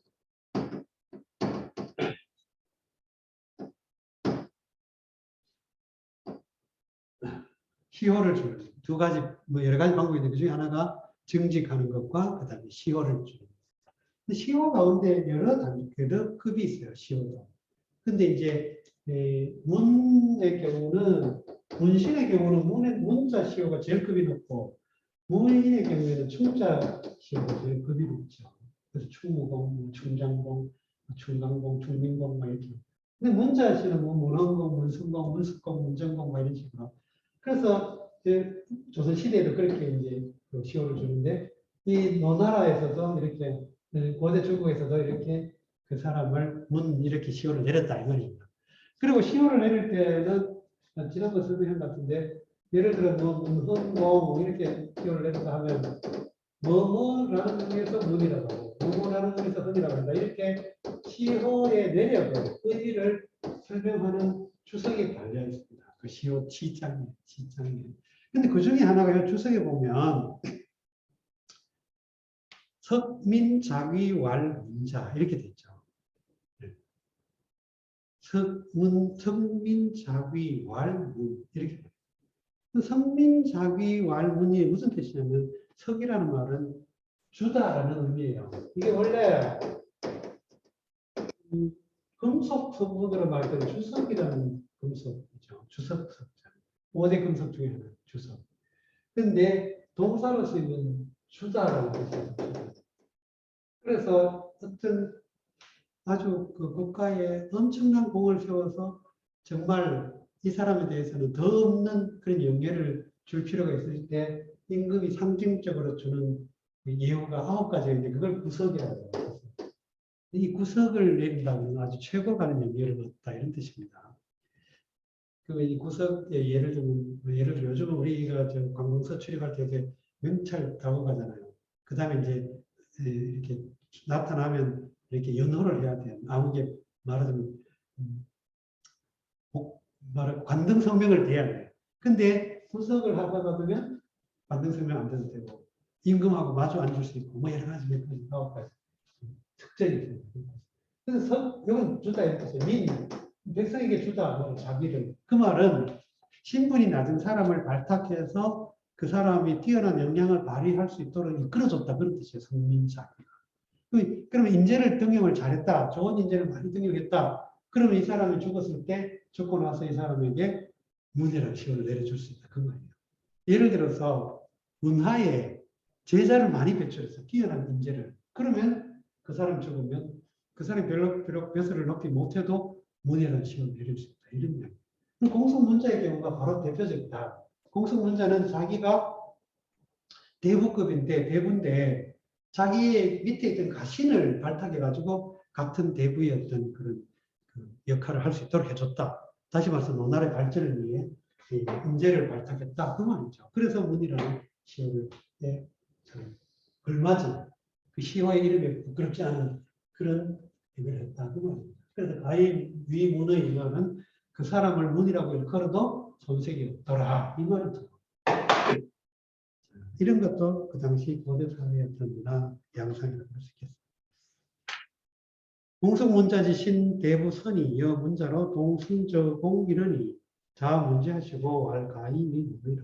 시간이 조금 남았지만 빨리 해가지고 뒤에 가. 이거 어려운 내용. 자언 위령공지 묻어야 이러시니 강자의 말 부여시로대 해이불성이니 있고 공자왈 중숙언은 치빈격하고 축타는 치종명하고 왕성가는 치굴려하니 부여시이니 해기상이리요. 이 위령공의 도없음을 미라드시니 강자의 가로되 이렇다 토대 어찌 상치 아니하나니고 공자의 가라사대 중숙언은 빈격을 다스리고 축타는 종묘를 다스리고 왕성가는 굴려를 다스리니 이렇다 하니 어찌 그 상관이요. 이제 선생님이 공자가 위령공의 도 없음을 말했다. 위령공이 도가 없다, 무도하다라고 말했다는 거예요. 그러면 위령공지 무도는 만약에 위령공이 도가 없다면 그냥 지를 쓰지 않고 위령공 무도 이렇게 쓸 건데 이제 이게 일종의 목적구가 되잖아요. 목적절이죠, 목적절. 그러니까 위령공지 무도 이렇게 한 거예요. 그러니까 위령공이 무도함을 말했더니 강자가 말하기를 부여시 여시는 이와 같다 이런 뜻이에요. 이와 같다. 근데 부여시로대 해이불상. 근데 이게 문장이 원래는 부여시 이해불상 이렇게 이제 문장이 연결될 것을 부여시로대 끊고 해이불상 이렇게 가지고 문장이 전환됐죠. 이 무슨 뜻이냐면 원래 어찌 했다기 때문에 실제로 해가 지배하는 건 불상을 지배하는 거예요. 그러면 부여시 해불상 이렇게 해야 된다. 원래 원하는 것처럼. 근데 부여시로 해놓고 해불상 가지고 문장을 덧칠을 시켜놨죠. 이런 거는 수사적으로 아마 덧칠을 시켜놓은 것 같습니다. 그럼 원래 의미는 이와 같은데 그런데 어째서 불상이냐 이 말입니다. 불상에서는 이를 상자이기 때문에 여기는 나라를 잃다 이런 뜻으로서 왜 나라를 잃지 않았냐, 나라를 잃지 못했냐 이렇게 본다는 거예요. 그래서 이 나라가 위령공이 이렇게 무도한데 그런데도 어떻게 나라를 안 잃을 수 있었냐, 잃지 않을 수 있었냐. 그때 공자가 말하기를 중숙어는 중숙 역시 이제 위나라를 구성하고 있는 그 대부 중에 한 사람이죠. 중요한 그런 세력이죠. 중숙인 이름이 뭐예요? 어는 치빈객, 그 빈객을 다스렸다 이 말은 외교 관계를 담당했다. 외교부. 그 다음에 축타는 치종묘, 축인타는 타가 이름이고 축은 이제 직책인데 여기는 축관. 그러니까 예를 들어 재례, 의례를 담당하는 이제 담당자를 축이라고 했어요. 축인타는 종묘를 관리했다. 말하자면 국가의 종교, 의정, 의례 이런 것들을 관장했다. 그다음 왕손가는 치굴려 군사 문제를 다스렸다. 근데 이 세 사람이 다 뛰어난 자질을 발휘하고 아주 훌륭한 그런 관료였다 이 말입니다. 참물. 그러니까 부여시 이와 같으니 해기상 어찌 잃어버리는가, 어찌 나라를 잃어버리는가 이렇게 이제 공자가. 그러니까 결국은 지도자가 영향이 좀 부족하더라도 관료가 중견 관료가 책임 있는 아주 중견 관료, 요즘 우리 시로 말하면 내각 같은 거 이런 역할을 하는 사람 같은 사람이 자기 직책을 충실하게 하면 그래도 나라가 운영이 된다, 유지된다 그 말을 지금 공정했죠. 자, 이게 참 그 지도자도 뛰어나야 되지만 중간 관리자도 자기 어떤 위치와 영향을 잘 해야 됩니다. 자기 어떤 영향을 말하자면 월권을 한다든가 주제를 넘어버린다든가 이러면 또 혼란이 많이 일어나죠. 영향력이 높은 사람일수록 자기 역할에 대한 자기 한계에 대한 또 자기 어떤 권력의 범위에 대해서 늘 그런 아주 뼈아픈 성찰이 필요하겠죠. 일단 읽고 끝내립니다. 자언 위령공지 무도야 이러시니 강자의 왈 부여시로되 해이불상이니 있고 공자의 왈 중수어는 치 빈격하고 축타는 치 종료하고 왕성가는 치 본래하니 부여시 인이 부여시 인이 이러하니 어찌 그걸 잃어버립니까? 자, 일단 이렇게 오늘 진도를 여기서 마치겠습니다. 다음 주 휴강하고 다음 주 수고하셨습니다.